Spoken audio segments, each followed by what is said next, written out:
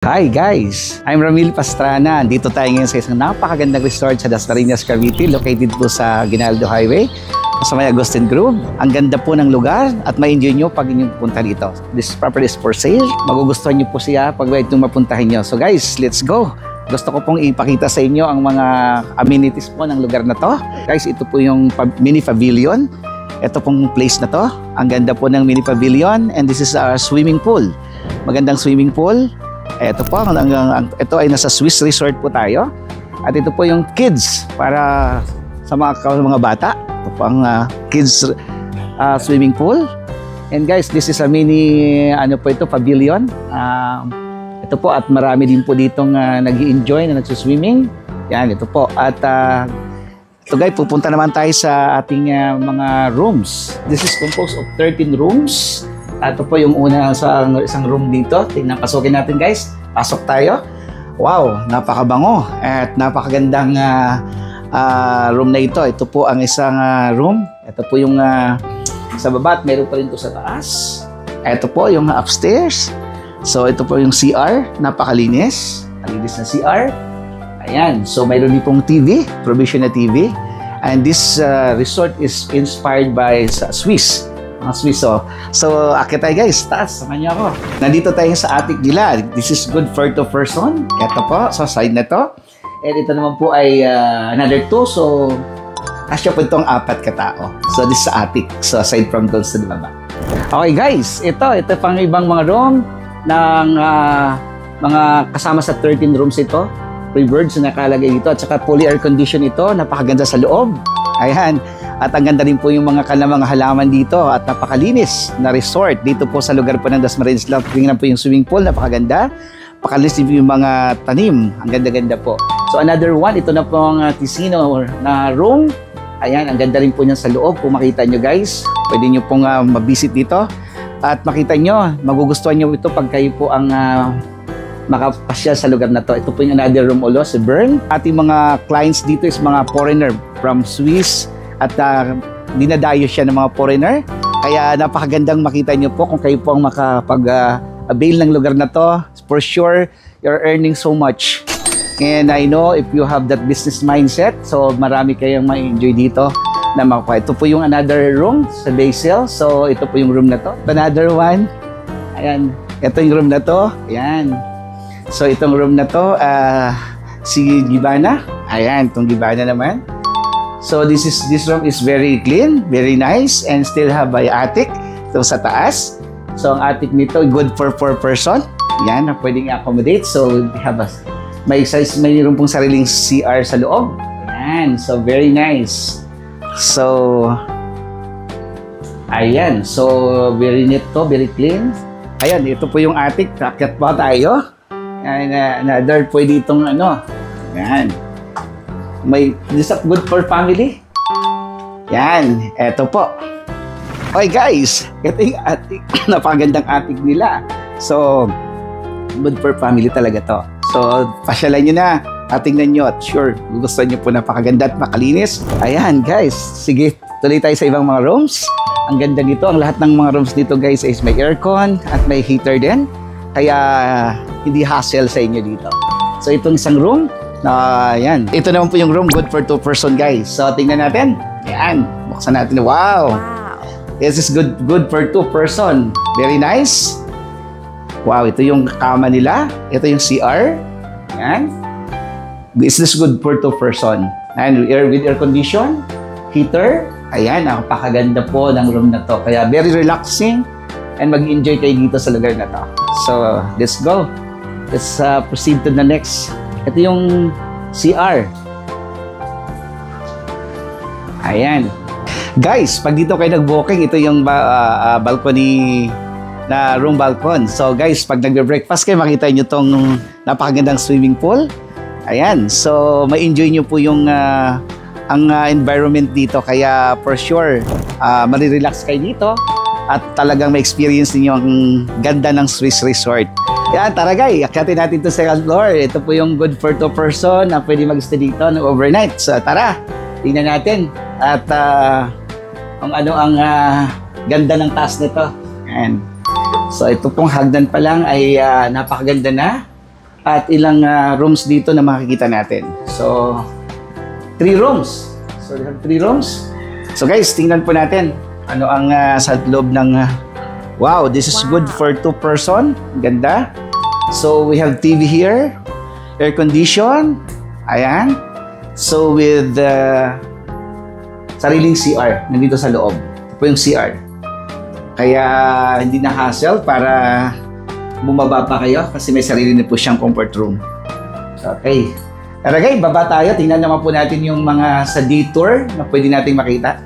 So, itong view, tingnan natin kaya. Ganda ng view dito. Yan, pag dito kayo makapag, kita nyo yung napakagandang view habang kayo nasa stay dito. Kitang-kita nyo po yung sa baba, yung napakagandang swimming pool at saka yung mga halaman dito. At saka makita na rin po natin yung cabana. So, doon tayo pupunta sa sunod. Alas guys, baba tayo at punta tayo sa cabana. Tingnan natin yung kanilang detour cabana pag hindi kayo magstay sa room. So, we still have also dito na may cabana pwede kayo magstay. Hi guys, muli ito. Actually, gusto ko ikwento sa inyo ang lugar na to bakit dinadayo. Actually, kahit po kami, di ko appreciate po ako ng kasal dito sa place na to ng Swiss Resort. So, guys, napakaganda nito. And gusto nyo makita po yung mini resto nila. So, tara, tingnan nyo po. Tingnan na, samahan nyo ako.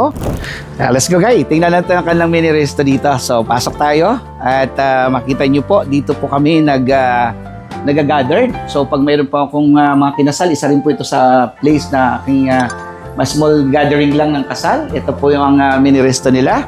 At the same time, mayroong birthday. Mayroon din po ako ditong binyag. Dito rin po ginagawa. Water baptism, child dedication. So, we are also gathered here. So, itong mini resto nila, napaka-cute. With air condition po ito. And talagang inspired by Swiss. So, ito po yung kitchen. Samahan niyo po ako sa kitchen area. So, ito po yung information sa office. Ito yung office area. So, ito po yung office. Yan, ang opisina. And, of course, makikita nyo po, ito naman po yung kitchen. Ay guys, ito nga tayo sa loob ng kitchen. So, let's go. Tingnan natin po guys, napakalinis at napakaganda po ng kanilang kitchen. So, makita ko natin, ganun po kaganda po ang kanilang pag-maintain po dito sa hotel. Napakalinis ng resort na to. And, ayan, so, thank God. Let's go guys. So, let's proceed now to the cabana. So, tingnan po natin yung cabana. Samahan nyo ako dito guys sa cabana natin. Ayan. So, itong cabana naman po ay ito yung lugar na kung saan pag detour lang kayo. So, ito yung mga cabana. We have, I think, 1 to 6 cabanas. Okay? Ito po yung cabana nila. So, mayroong wash area din doon. At ito po yung 6 na cabana. Napakaganda. So, you can enjoy and relax. And this place is not just only for and you can also pwede paggabi dito kung mayroon kayong mga event na gawin ay pwede rin po dito. So guys, ito po yung Swiss Resort na ating in-introduce sa inyo. So just enjoy kung makapunta kayo dito. And if you're interested guys, so yan, napakaganda na mag-PM lang kayo sa baba ng ating pong page. At ito po yung parking area. So, yung parking area, nakalagay dito, Swiss Resort. Yan, so welcome, Swiss Resort, open 24 hours. Yan, so, kita nyo po ito. So, ito yung parking area. So, we have parking area here dito. And just, this is only, I think, 3 meters, 2 meters from Aguinaldo Highway San Agustin. Ito lang po, kaunting pasok lang. And then, ito na po yung Swiss Resort. Tara guys, balik tayo. Yan. Hello guys. Andito tayo ngayon sa likod ng Swiss Resort. So, ito po yung parking. So, 7 cars ang pwedeng magpa-park dito guys. Okay? So, ngayon, tingnan po natin. Nandito po ang mga staff quarters at the back. So, kung kayo po ang makaka-purchase nito, napakaganda. This is fully operational ngayon. At hanggang may turnover sa inyo kung kayo po ang makapag-purchase nito. So guys, tingnan natin to. So, ito yung mga stock room. Ito po yun. Yung kitchen din dito. So guys, ito yung mga gamit na ginagamit natin sa operation. Ito po sa mga catering, mga tables. So po ang mga kita natin dito. Ayan, so dito muna tayo guys. So ito yung mga stocks. Makita natin to na mga stock room. Ito yung mga bed, nakalagay dito at iba't iba pang mga ginagamit sa catering. At the same time, meron itong sariling generator. So po may generator dito. At saka yung mga stocks, makita natin nandiyan po lahat. Napakaganda guys kung mapuntahan nyo to at makita at talagang magugustuhan. So ito namang part na to ay ito yung CR ng mga quarters staff natin, staff quarters ng staff. Ito po, at the same time, ito po yung taas. So ito yung laundry area at saka sa catering, ng mga gamit sa catering. Ito, yan. So dito po naka-hintil ang mga catering na lang gamit. Ito po at saka yung mga curtains. So, akit muna tayo. Tingnan natin itong sa staff quarters nila. So, ito po sa taas. Ayan. So, nandito po yung mga ibang gamit din. So, mga stocks. Ayan. Ito po yung ngayon kasi itong mga stock room din, ginawa rin itong stock room. Yan po yung mga gamit. Okay guys, punta tayo dun sa mga area naman kung saan nakalagay yung mga linen at saka blankets. Ayan, let's go down. So